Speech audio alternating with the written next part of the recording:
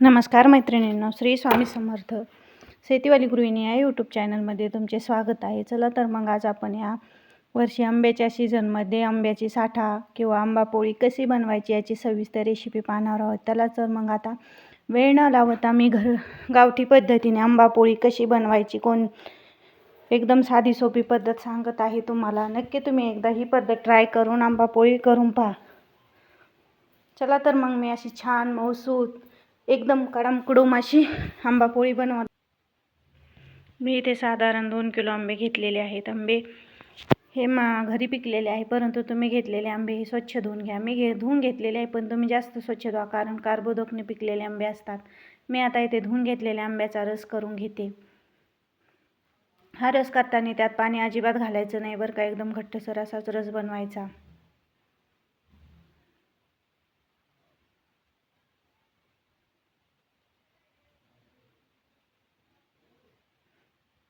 इतकी छान आणि मस्त अशी आंबट गोड आंबापोळी आपली तयार होते. एकदा करून ठेवली तर वर्षभर टिकते. अशी या पद्धतीने जर करून ठेवली तर कधीही तुम्ही खाऊ शकता. चला मी या प्रकारे सर्व रस करून घेते आणि नंतर तुम्हाला दाखवते.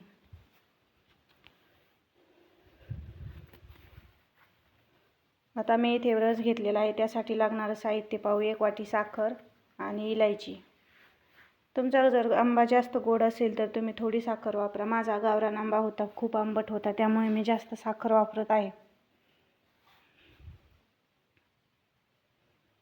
चला आता आपण कढाई गरम करायला ठेवू. कढाई जशी थोडीशी कोमट गरम होऊ द्यायची, कारण कोमट गरम झालेली कढाईमुळे आपला रस बुडाला लागत नाही. चला मी आता घेतलेला रस त्यात टाकून घेते आणि मिक्स करून घेते.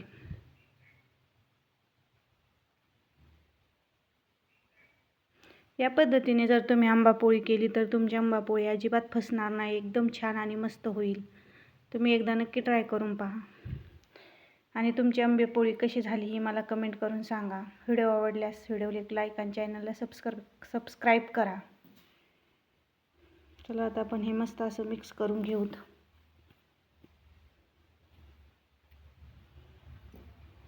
थोडंसं कोमट असे झाले की त्यात आपण साखर टाकून घेऊ. 1 वाटी मी साखर टाकून घेते. साखर टाकल्यानंतर आपण त्याला 15-20 मिनटं कमी आचेवर शिजून देऊ. चांगलं मस्त असं मिक्स करून घ्यायचं.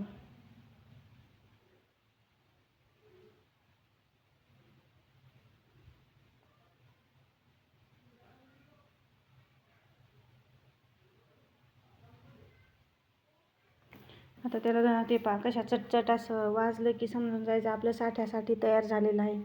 तुम्हाला ते बुडबुडे दिसतील आणि ते चटचट वाजले की समजायचं आपला साठा करण्यासाठी परफेक्ट रस शिजलेला आहे.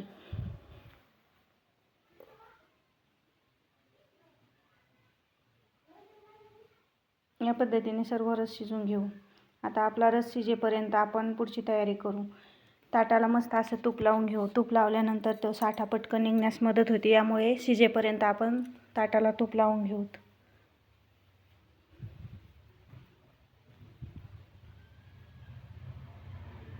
छान असं तूप लावून झालेलं आहे. आता साईडला एक परात ठेवून देऊ आणि शिजलेल्या रसाचा थोडा थोडा भाग घेऊन त्यात पांगून घेऊ. पहा आपला आता रस बी छान शिजलेला आहे. आता थोडीशी इलायची पावडर त्यात टाकून घेऊ, कारण फ्लेवर चांगला येतो. इलायची पावडर टाकल्यानंतर पुन्हा एकदा मिक्स करून घेऊ.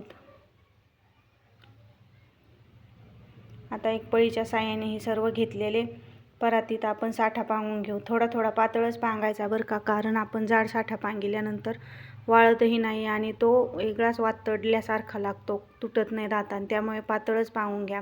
व्हिडिओ दाखवल्याप्रमाणे सर्व रस व्यवस्थित असा पांगून घ्या.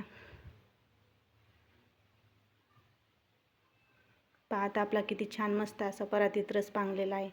आता आपण ही परात साईडला ठेवून देऊ आणि दुसऱ्या परातीलाही रस लावून घेऊ. रस टाकून घेऊ.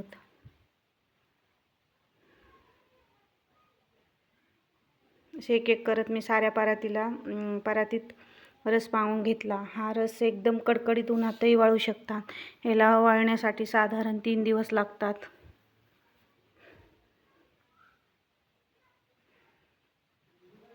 आता आपली शेवटची परत आहे, हिच्यातही आपण सर्व पांगून घेऊ. आता गच्चीवरती वाळू घालायला आणलेला आहे. किती छान मस्त सुरेख असा रंग आलेला आहे. आपण याच्यात साखर टाकलेली आहे, त्यामुळे आपल्या आंबापोळी एकदम शायनी आणि मस्त दिसते. शाप वाळू घालायची नाही, तर एकीकडून रट आणि एकीकडून पातळ होईल खालवर वाळू घातल्यावर. चला आता दुसऱ्या दिवशीचं दाखवत आहे मी तुम्हाला.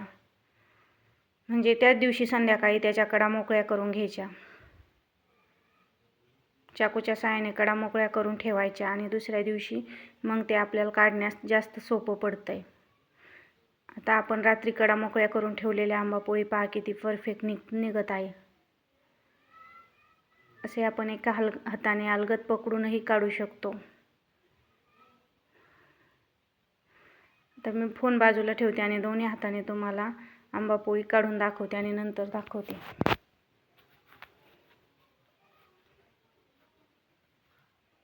पहा किती मस्त अशी आपली आंबापोळी निघत आहे.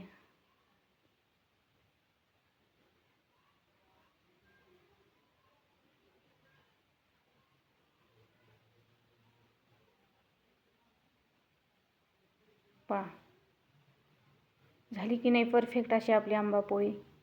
आता आपण ही आंबापोळी 2 दिवस वाळून देऊत. एकदम छान आणि अशी मस्त आपली आंबापोळी तयार होत आहे. मग तुम्ही एकदा या पद्धतीने आंबापोळी नक्की करून पहा. 2 दिवस वाळल्यानंतर आपली पोळी किती छान आणि मस्त सुरेख अशी झालेली आहे. तुम्ही यावर्षी नक्की आंबापोळी ट्राय करून पहा. व्हिडिओ शेवटपर्यंत पहा आणि तुमची आंबापोळी कशी झाली ही मला कमेंट करून सांगा. व्हिडिओ आवडल्यास व्हिडिओला एक लाईक आणि चॅनलला सबस्क्राईब करा. भेटू अशाच एखाद्या छानशा रेसिपीसोबत. तोपर्यंत श्री स्वामी समर्थ. पुन्हा एकदा व्हिडिओ शेवटपर्यंत पाहिल्याबद्दल मनापासून धन्यवाद. तुम्हीही लागा आंबापोळीच्या तयारीला. थँक्यू.